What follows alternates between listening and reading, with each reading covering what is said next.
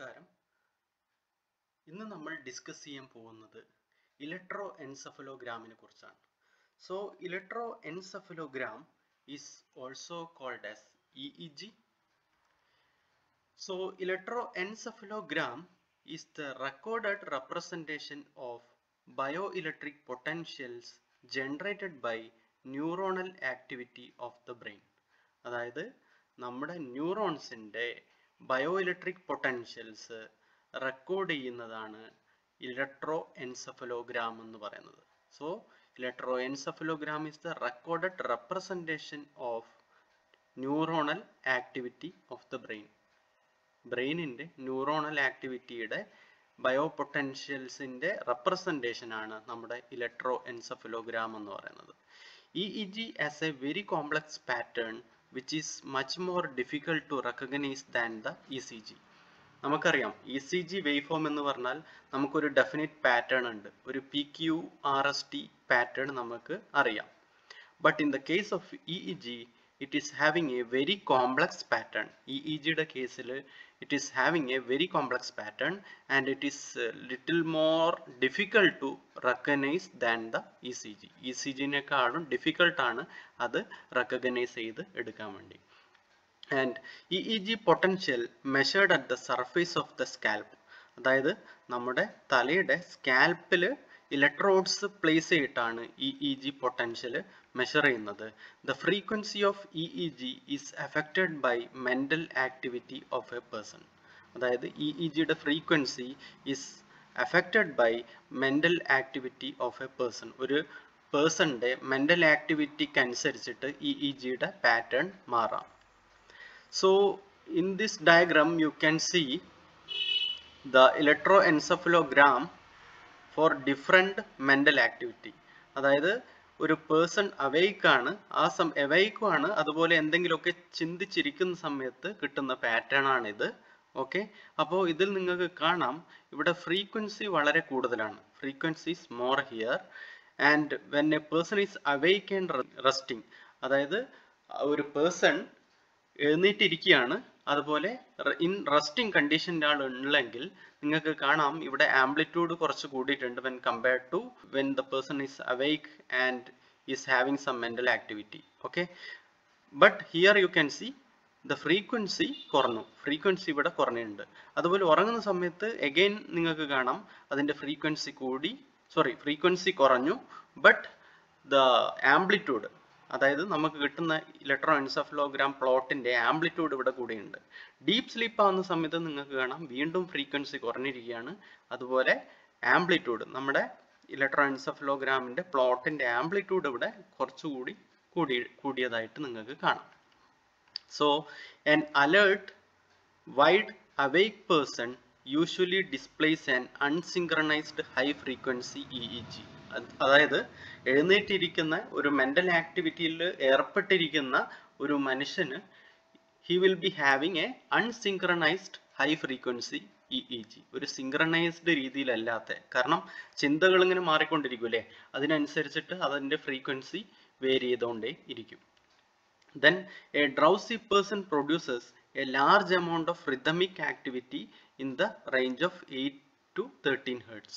Drowsy person ആണെങ്കിൽ 8 to 13 Hz ആയിരിക്കും കിട്ടുന്ന frequency, and it will be like A rhythmic activity. ഒരു drowsy, അതായത് ഉറക്കത്തിലേക്ക് വീണുകൊണ്ടിരിക്കുന്ന ഒരു മനുഷ്യൻ്റെ പാറ്റേൺ എടുക്കുകയാണെങ്കിൽ the pattern will be somewhat rhythmic and frequency will be ranging from 8 to 13 Hz. അതുപോലെ as the person begins to fall asleep, the amplitude will increase and frequency of the waveform decrease. അതായത് person ഉറക്കത്തിലേക്ക് വീഴുമ്പോൾ അതിൻ്റെ amplitude കൂടും, electroencephalogram പ്ലോട്ടിൻ്റെ amplitude കൂടും, but frequencies decreasing. In light sleep a large amplitude low frequency waveform emerges. Light sleep ആവുന്ന സമയത്ത് വീണ്ടും ആംപ്ലിറ്റ്യൂഡ് കൂടും, ഫ്രീക്വൻസി വീണ്ടും കുറഞ്ഞുകൊണ്ടിരിക്കും. Deeper sleep generally results in even slower and higher amplitude waves. Deep sleep വരുന്ന സമയത്ത് വീണ്ടും amplitude കൂടും, ബട്ട് ഫ്രീക്വൻസി കുറയും. Okay, so the various frequency ranges of EEG are classified as follows. Delta less than 3.5 hertz ആണ് delta, in between 3.5 hertz to 8 hertz ആണെങ്കിൽ theta, alpha എന്ന് പറയുകയാണെങ്കിൽ 8 hertz to 13 hertz ആണ്, ദെൻ ബീറ്റ എന്ന് പറഞ്ഞാൽ more than 13 hertz ആണ്. അപ്പോൾ electroencephalogram പ്ലോട്ടിന്റെ ഫ്രീക്വൻസി റേഞ്ച് അനുസരിച്ചിട്ട് നമുക്ക് ഡിഫറെൻ്റ് ആയിട്ട് ക്ലാസിഫൈ ചെയ്യുക. ഡെൽറ്റ ആണ് 3.5 ഹെർട്സ് ആണ്, തീറ്റ ആണെങ്കിൽ 3.5 ടു 8 ഹെർട്സ് ആണ്, ആൽഫ ആണെങ്കിൽ 8 ഹെർട്സ് ടു 13 ഹെർട്സ് ആണ്, മോർ ദാൻ 30 ഹെർട്സ് ആണെങ്കിൽ ബീറ്റ. Okay, so montages. എന്താണ് മോണ്ടേജസ് എന്ന് പറഞ്ഞാൽ? A pattern in which electrodes arranged on head and the channels are connected. അതായത് നമ്മുടെ EEG മെഷർ ചെയ്യണമെങ്കിൽ സ്കാൽപ്പിൽ ഇലക്ട്രോഡ്സ് വെക്കുമെന്ന് പറഞ്ഞു അല്ലേ? സ്കാൽപ്പിൽ ഇലക്ട്രോഡ്സ് വെച്ചിട്ടാണ് നമ്മുടെ EEG മെഷർ ചെയ്യുന്നത്. സോ മോണ്ടേജസ് എന്ന് പറഞ്ഞു കഴിഞ്ഞാൽ A pattern in which electrodes R arranged on the head and how those channels are connected. അതായത് നമ്മുടെ EEG മെഷർ ചെയ്യാൻ വേണ്ടിയിട്ട് ഇലക്ട്രോഡ്സ് ഏത് തരത്തിലാണ് അല്ലെങ്കിൽ ഏത് പാറ്റേണിലാണ് നമ്മുടെ സ്കാൽപ്പിൽ അറേഞ്ച് ചെയ്തിരിക്കുന്നത്, അതുപോലെ അതിൻ്റെ ചാനൽസ് എങ്ങനെയാണ് ഇന്റർ കണക്ട് ചെയ്തിരിക്കുന്നത്, ആ ഒരു പാറ്റേണിന് പറയുന്ന പേരാണ് മോണ്ടേജസ്. ആ ഒരു പാറ്റേണിന് പറയുന്ന പേരാണ് മോണ്ടേജസ് എന്ന് പറഞ്ഞത്. A pattern in which electrodes arranged on the head and the channels are connected. അതിൻ്റെ ചാനൽ എങ്ങനെ കണക്ട് ചെയ്തിരിക്കുന്നു, അതുപോലെ എങ്ങനെ ആ ഇലക്ട്രോഡ്സ് ഏതൊരു പാറ്റേണിലാണ് നമ്മുടെ സ്കാൽപ്പിൽ അറേഞ്ച് ചെയ്തിരിക്കുന്നത്, അതിന് പറയുന്ന പേരാണ് montages. Okay, the reference electrode is generally placed on a non-active site such as forehead or earlobe. അതായത് നമുക്ക് രണ്ട് റെഫറൻസ് ഇലക്ട്രോഡ്സ് ഉണ്ടാവും.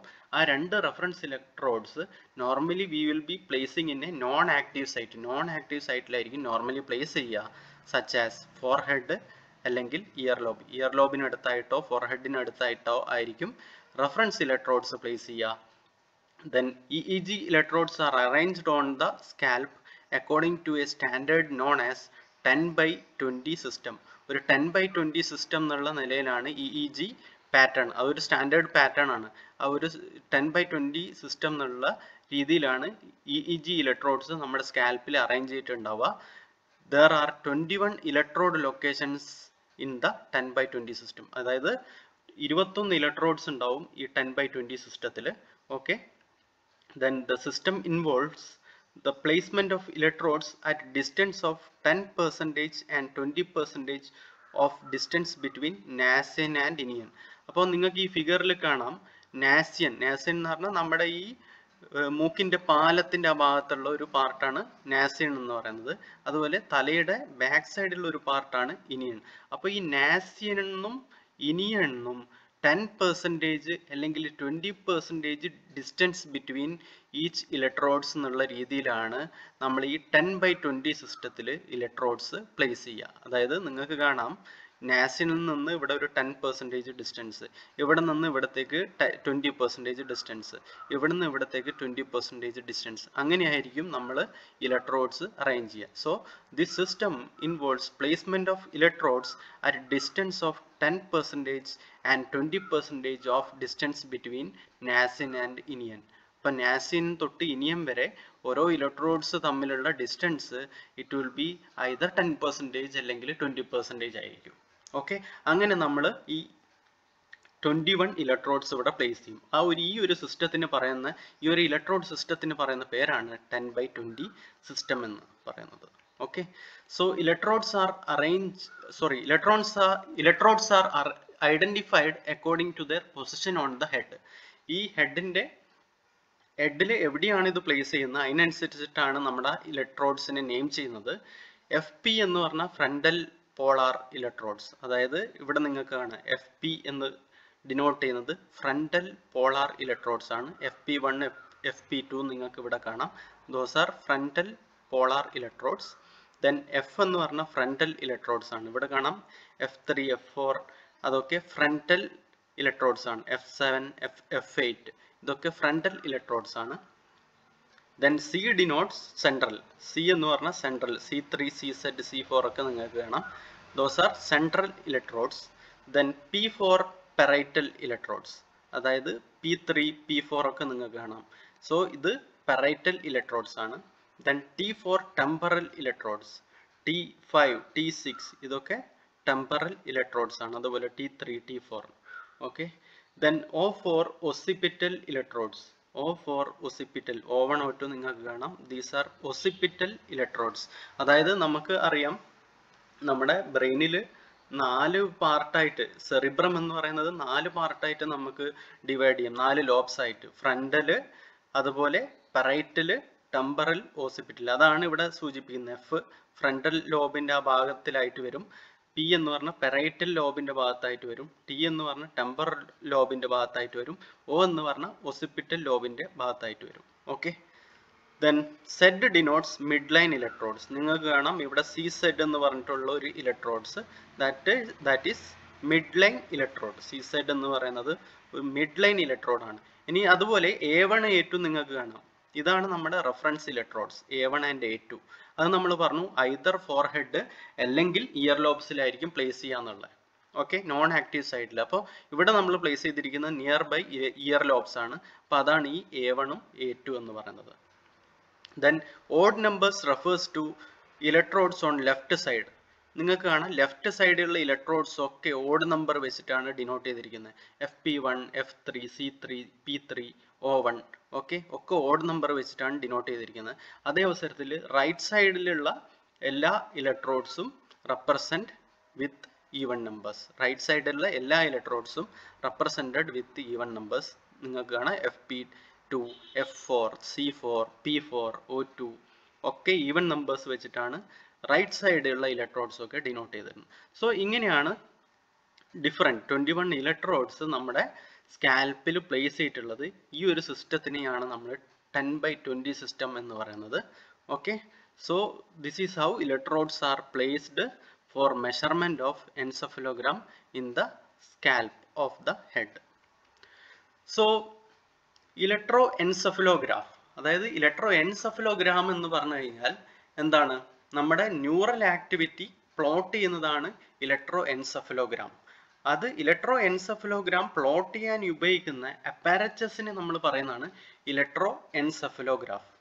Electro encephalograph is the apparatus for plotting electroencephalogram. Okay, അപ്പോൾ നിങ്ങൾക്ക് ഇവിടെ കാണാം ഇതാണ് നമ്മുടെ ഇലക്ട്രോഡ്സ് പ്ലേസ് ചെയ്തിരിക്കുന്ന സ്കാൽപ്പിൽ. ഇതാ ഇലക്ട്രോഡ്സ് ഇവിടെ പ്ലേസ് ചെയ്തിരിക്കുന്നു.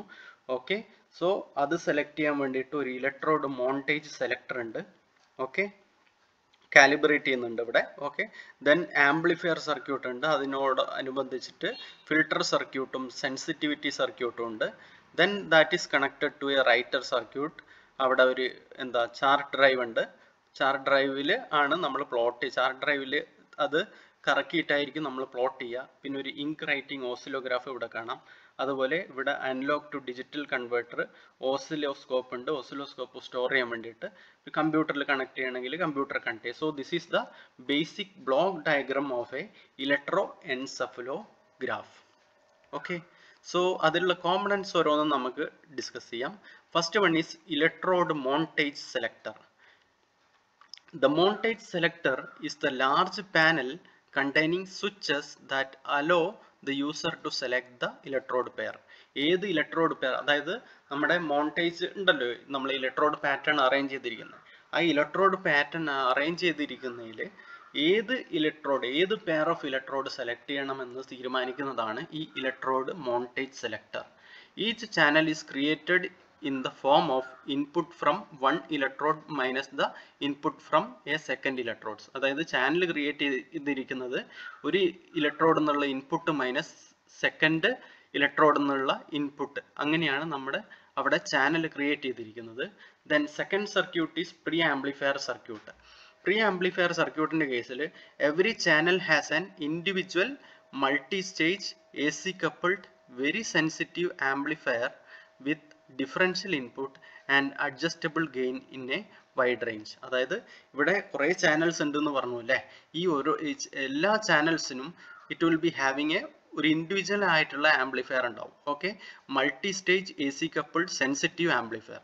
അതായത് മൾട്ടി സ്റ്റേജ് ആംപ്ലിഫയർ ആണ്, AC coupled ആംപ്ലിഫയർ ആണ്, വെരി സെൻസിറ്റീവ് ആംപ്ലിഫയർ ആണ്, വിത്ത് ഡിഫറൻഷ്യൽ ഇൻപുട്ട് ആയിരിക്കും. ആൻഡ് അഡ്ജസ്റ്റബിൾ ഗെയിൻ നമുക്ക് അഡ്ജസ്റ്റ് ചെയ്യാൻ പറ്റും. ഇതായിരിക്കും ഇവിടെയുള്ള pre amplifier circuit. The pre amplifier circuit used in electroencephalograph must have high gain and low noise characteristics because EEG potentials are small in amplitude. അതായത് EEG potential എന്ന് പറഞ്ഞാൽ വളരെ small amplitude ഉള്ള സിഗ്നൽസ് ആണ്. ഓക്കെ, സോ ആ വളരെ small amplitude ഉള്ള സിഗ്നൽസിന് എന്ത് നമ്മൾ ചെയ്യണം? ആംപ്ലിഫൈ ചെയ്യണം അല്ലേ?